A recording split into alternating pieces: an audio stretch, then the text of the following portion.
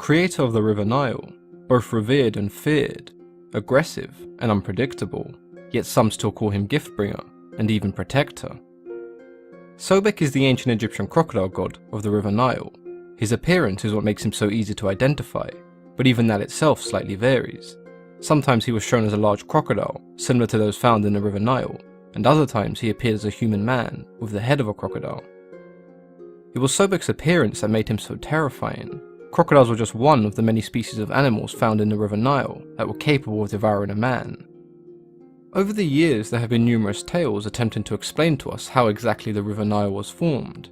In some of these stories, the river was created from the sweat that poured from Sobek's body. Being able to rule over the River Nile, when considering the amount of dangerous and aggressive creatures that called the river home, was no easy task, but because Sobek was able to do this, he was seen as even more dangerous than the creatures themselves.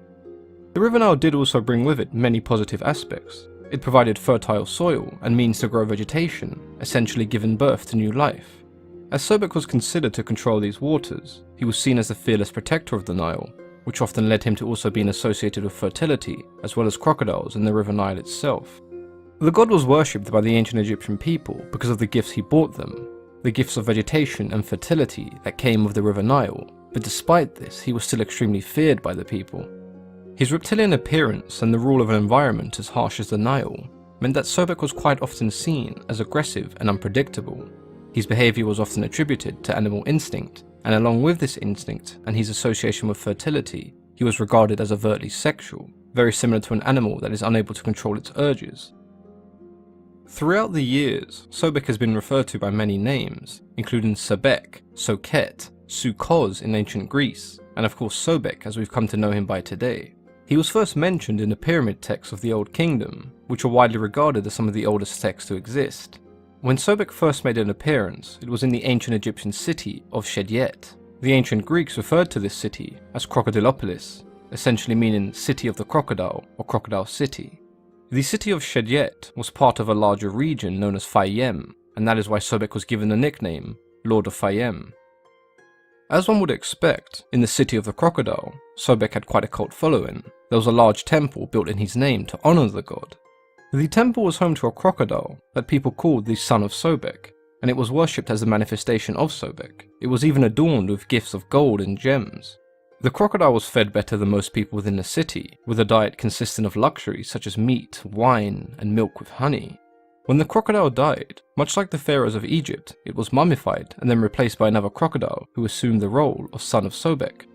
When observing what took place in the city itself, there were numerous Greek historians who recorded that anyone who was killed by a crocodile considered to be the son of Sobek was considered to be divine. The victims would be embalmed and buried in a sacred coffin, and special funeral rites would be performed by the priests of the Nile.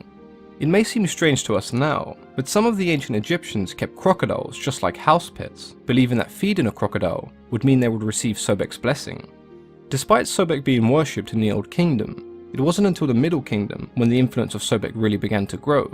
During this period he was often associated with the god Horus, and there are even numerous depictions of the two gods fused together, the head of a falcon placed on the body of a crocodile.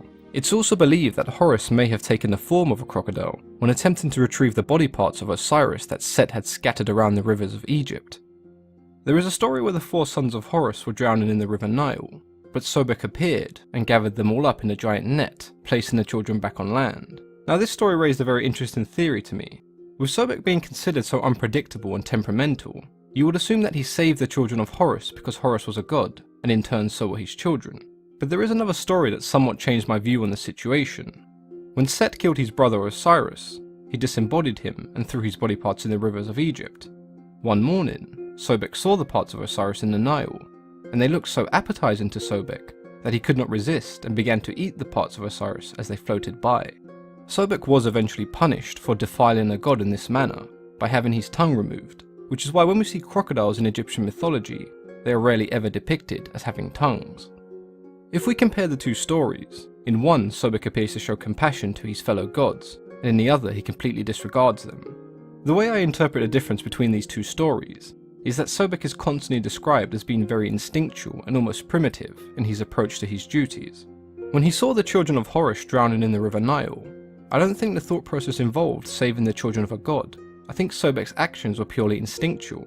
in the same way we see animals protect the offspring of other animals, or even when pets like cats and dogs are overprotective of their owners' children. To me, this explains why when Sobek saw the body parts of Osiris floating in the Nile, he did not care that they once belonged to a god. He saw nothing more than an afternoon snack.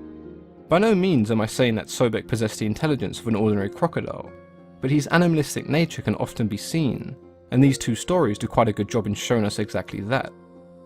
By the time of the New Kingdom, Sobek's depiction once again changed.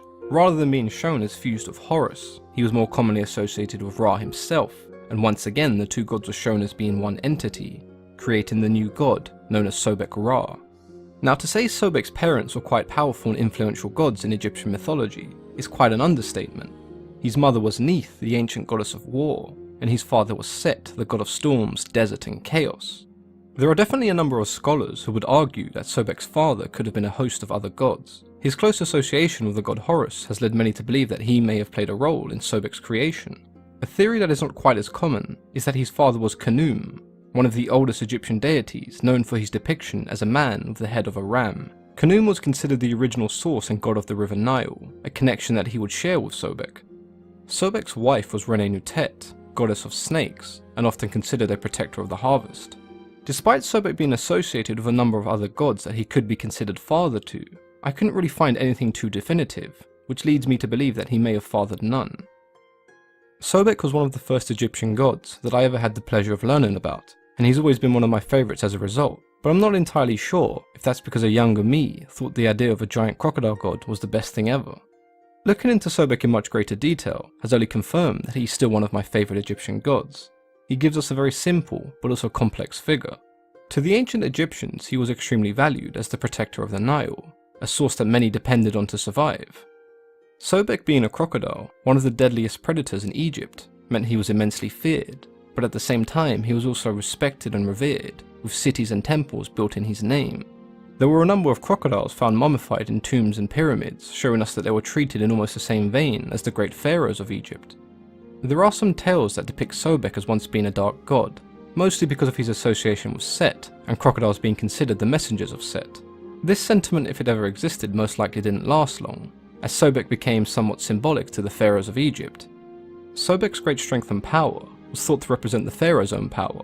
They even looked towards Sobek in times of need, believing that he would give pharaohs and their armies the strength and fortitude to overcome all obstacles, as well as protecting them from evil magic. Despite Sobek's unpredictable and aggressive nature, he was never really considered evil. He was almost seen as a force of nature, uncontrollable, instinctual, and unyielding in his role. Sobek's distinct and iconic appearance means we still see him in media today, influencing and appearing in a host of games that I'm sure many of you will be familiar with. I hope you guys enjoyed this video on Sobek. If you did, or you have any questions, then let me know what you thought in the comments below. I'd also like to thank all my patrons who go that extra mile to support me. It was in fact them who voted on Sobek to be the next video, so I hope you guys enjoyed it too. But as always, I've been your host, Mythology and Fiction Explained.